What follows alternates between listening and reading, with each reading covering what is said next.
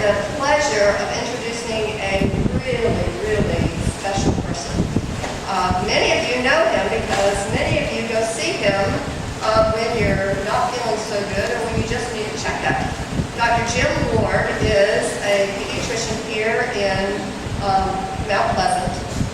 I met Dr. Ward, I believe it was in 1977, might have been 76, when he sang at my aunt's wedding. I was a high school student at the time and didn't live in South Carolina, and so that was my first introduction to Dr. Ward. He has a gorgeous voice. He sings beautifully. But he is someone that has helped to promote the idea that you young people can and do know how to read. And he has been instrumental in starting what used to be called the Wharton Society here in South Carolina. He was one of the founding members of that. That is now called the South Carolina branch of the International Dyslexia Association, a bigger name than Wharton Society. But he has been promoting good teaching practice for years and years in South Carolina. But that's not what he's here to talk about today. He's also, not only is he a wonderful pediatrician, as many of you know, and not only does he promote good teaching in South Carolina and the nation, but he also is an expert in Gullah. Now, Gullah, some of you kids know, is a language that came to us from Africa and is still used in Sea Islands here. Dr. Ward can speak Gullah, and he's going to read some Gullah things to us, and I'm going to just let you talk a little bit about it because you know much more about that than I. But please, let's all welcome Dr. Jim Ward.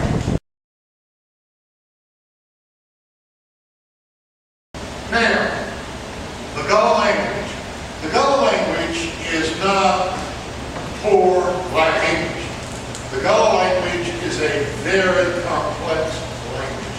It developed on the Barrier Islands, and it is even more complex than standard English.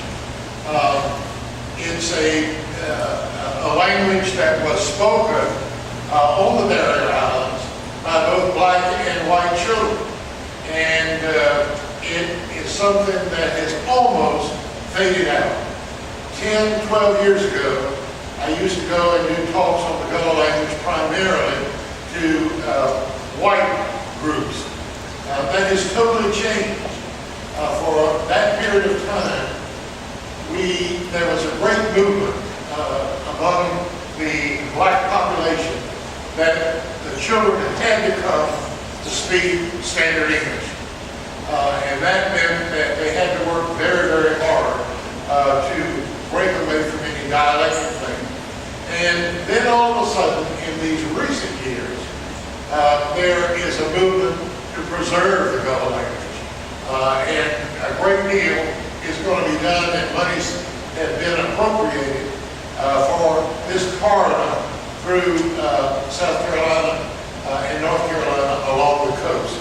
And now they want to preserve it. And it has almost been wiped out.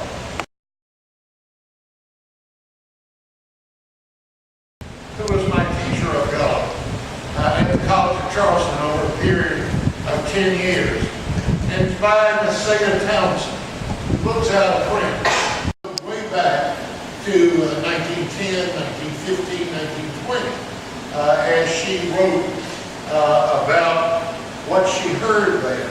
And it's really interesting that it's written in her handwriting. They have reproduced it, the Townsend family.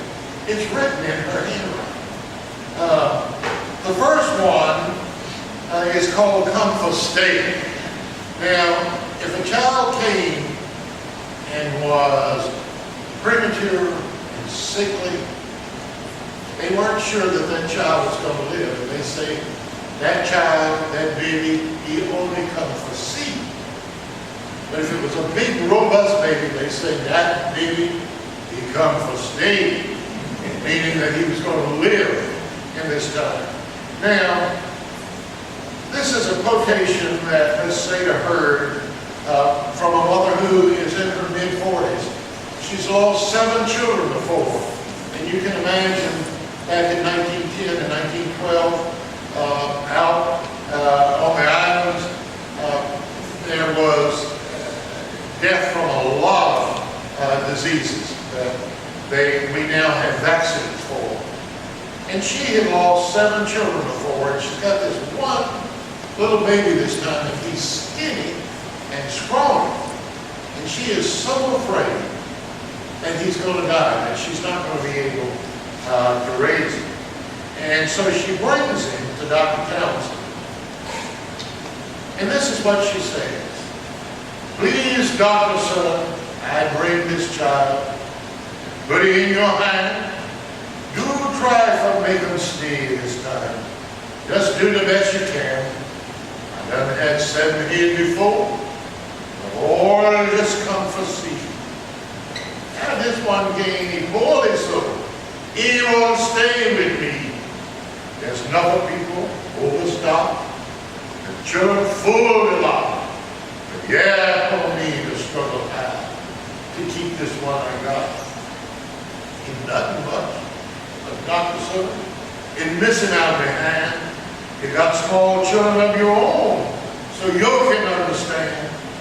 You think there's something you can do to make them look this way? Your mother rest, they turn right back.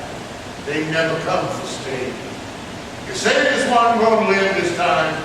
Lord bless you for them word. I'll take your name to Jesus' throne. Left them there with God. I'm going to call them come for stay and keep them nigh to me and raise them just the best I know and think God what we need. What a beautiful